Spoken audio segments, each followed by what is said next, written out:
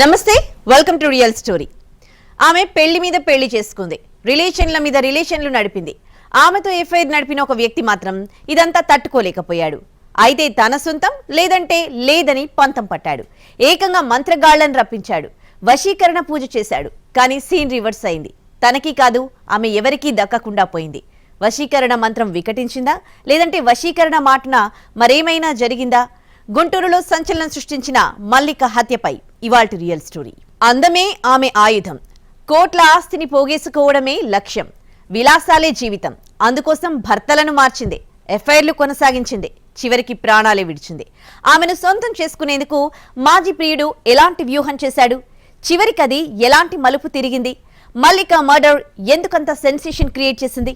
ఒకరు నిత్య పెళ్లి కూతురు, మరొకరు మహిళల కోసం ఆస్తిని కర్పూర హారతి చేసే స్త్రీలోలుడు, ఇంకొకరు వశీకరణ నమ్ముకున్న మంత్రగాడు. గుంటూరులో సంచలనం సృష్టించిన ఓ కేసులో ఈ ముగ్గురు ఉన్నారు. ముగ్గురికి లింకుంది. ఒకరిని మించి మరొకరు చెలరేగిపోయారు. తమ తమ ప్రాంతాల్లో ఆస్కార్ లెవెల్లో రెచ్చిపోయారు. లేటైనా డౌట్ రాకుండా మైండ్ బ్లోయింగ్ స్కెచ్ వేశారు. రకరకాల కుట్రల కథలు అల్లారు. ఎన్నో మోసపూరిత పాత్రల్లో పరకాయ ప్రవేశం చేశారు. కాని ఎవరు తీసిన గోతులో వారే పడ్డట్టు చివరికి ఫలితం అనుభవించారు. ఈ టోటల్ స్టోరీలో లీడ్ రోల్ ఈమె. పేరు మల్లిక. నాట్ ఓన్లీ మల్లిక, షేక్ మల్లిక. పేరుకు తగ్గట్టే కొన్ని జీవితాలను మల్లిక షేక్ చేసింది. మరెన్నో కుటుంబాలను స్ట్రోక్కు గురిచేసింది. ఎందరో భార్యామణుల తిట్లు, శాపనార్థాలు తినింది. చివరికి అత్యంత అనుమానాస్పద స్థితిలో ప్రాణం విడిచి స్థానికులను షాక్కు గురిచేసింది. మల్లికను ఎవరు చంపారు, ఎందుకు చంపారు, ఎలాంటివి ప్రయోగించి హత్య చేశారు అంటూ పోలీసులు ఆరాల మీద ఆరాలు తీస్తే స్టన్ అయ్యే ఎన్నో స్టోరీలు బయటకొచ్చాయి.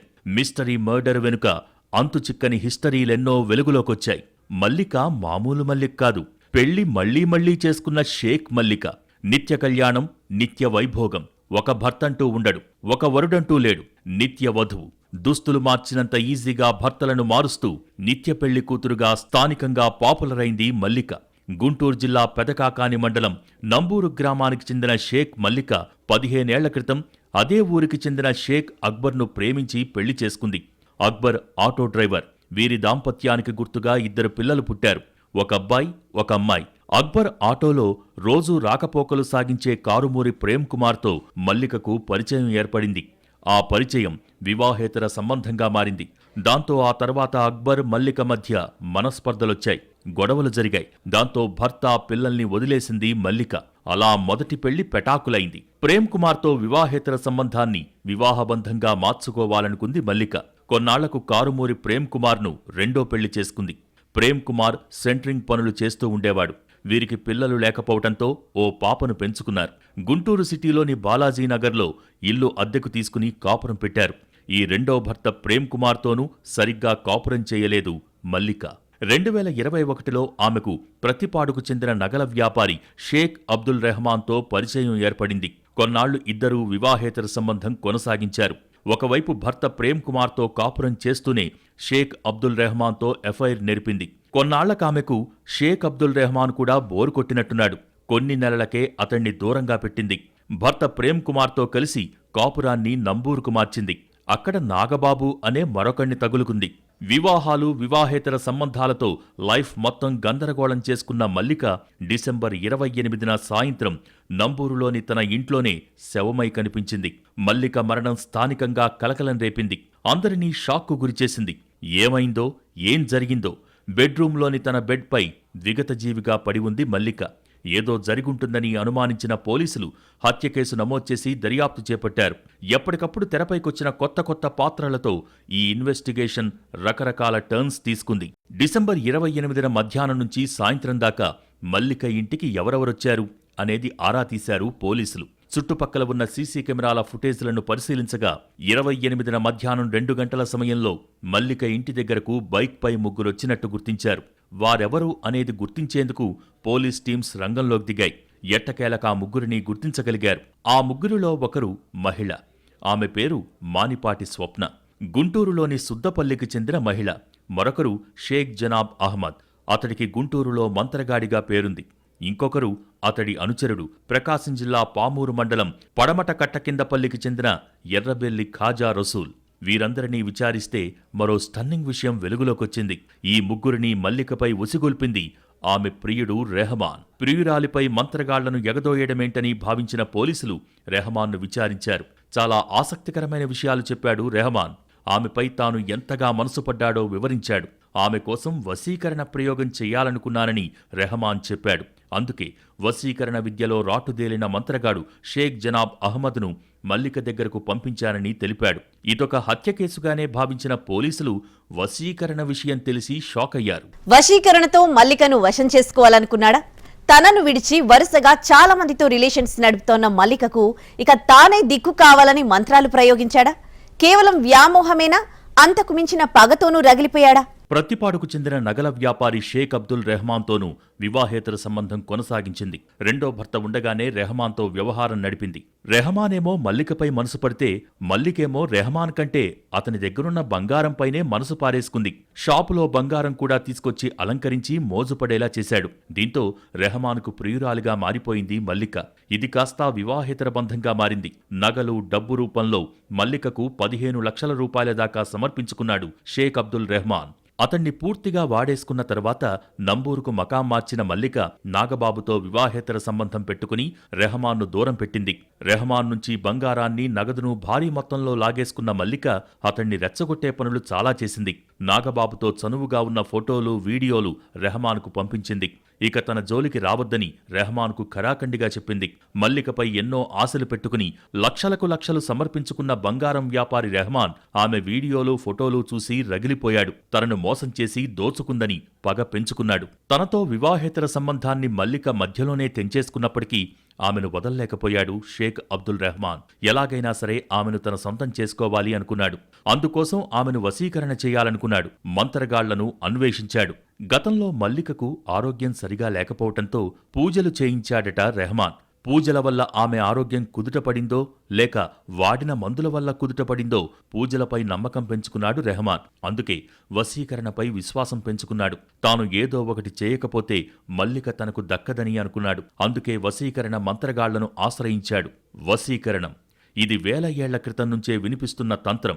రాజుల కాలంలో వారి కుటుంబాలలో వశీకరణ వైద్యం అమల్లో ఉండేదని చెబుతుంటారు. ఒకరిపై మరొకరికి ఆకర్షణ కలిగేలా చేయటమే ఆ వైద్యం స్పెషాలిటీ అన్నది కొందరి నమ్మకం. అప్పట్లో ఫలితాలు ఎలా ఉండేవో తెలియదు కానీ మా తాతలు నేతులు తాగారు, మా మూతులు వాసన చూడండంటూ మోసగాళ్లు బయలుదేరిపోయారు. బద్ధ విరోధినైనా ఫర్గా మార్చే పవర్ తమ మందులకు ఉందని ఊరూరా ప్రచారం చేసుకుంటున్నారు. ఇప్పటికీ కొందరు వశీకరణను ఆశ్రయిస్తున్నారు. మల్లికను సొంతం చేసుకోవాలనుకున్న బంగారం వ్యాపారి రెహమాన్ కూడా చివరికి ఇదే వశీకరణం వైపు తిరిగాడు.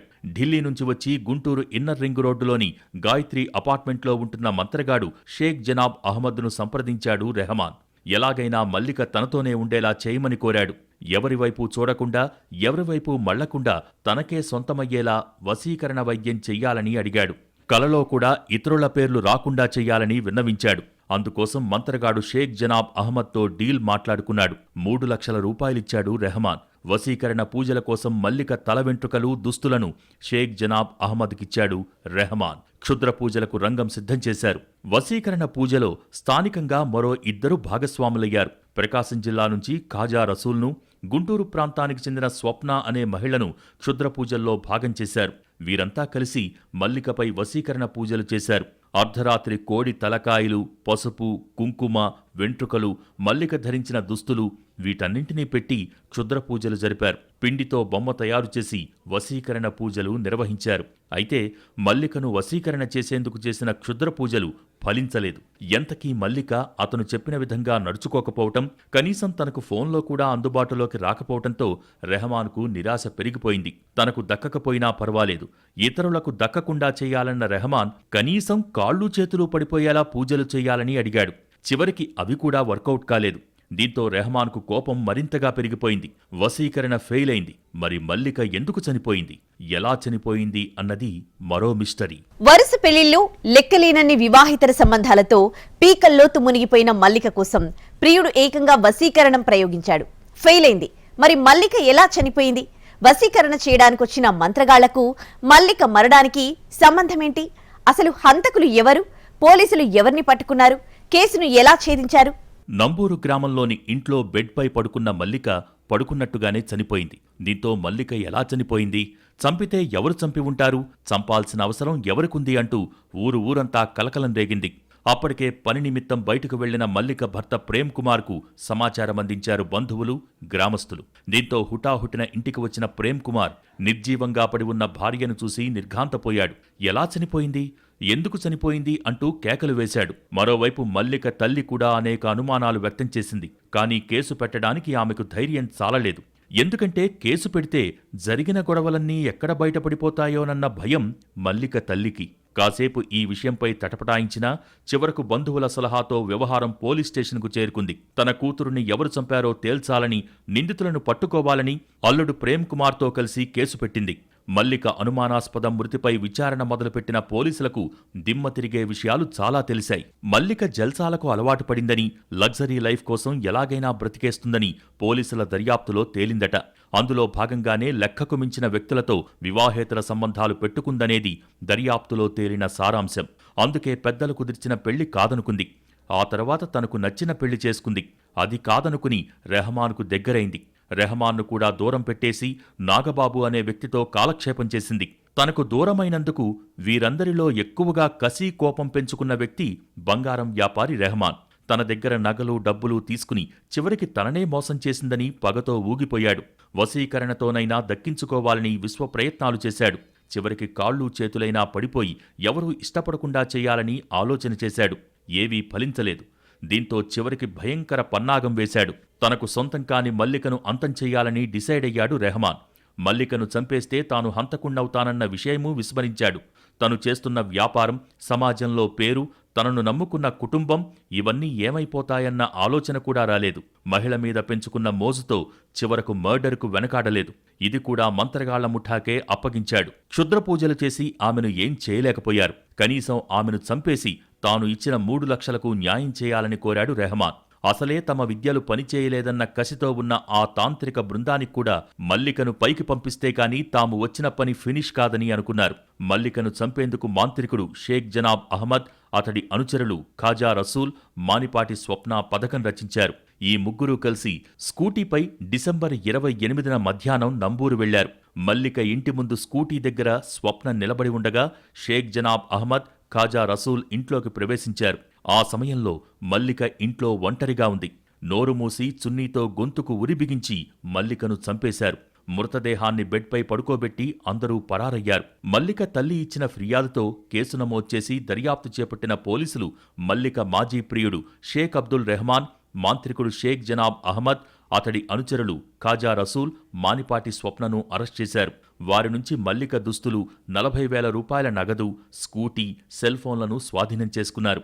నిందితులను రిమాండ్కు తరలించారు. అందాన్ని చూసి మురిసిపోయింది. అదే అందాన్ని మగాళ్లపై ఆకర్షణ మంత్రంగా విసిరింది.